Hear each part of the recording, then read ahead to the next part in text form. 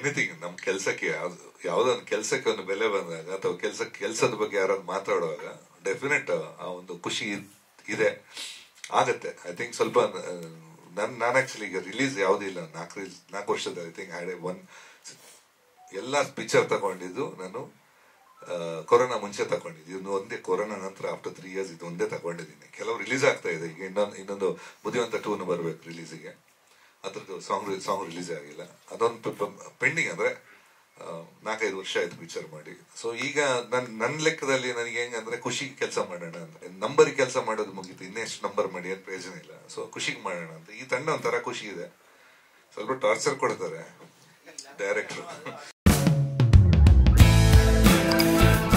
ನಮ್ಮ Kannada Facebook page ನ like ಮಾಡಿ, ಯೂಟ್ಯೂಬ್ ಚಾನೆಲ್ ನ ಸಬ್ಸ್ಕ್ರೈಬ್ ಮಾಡಿ.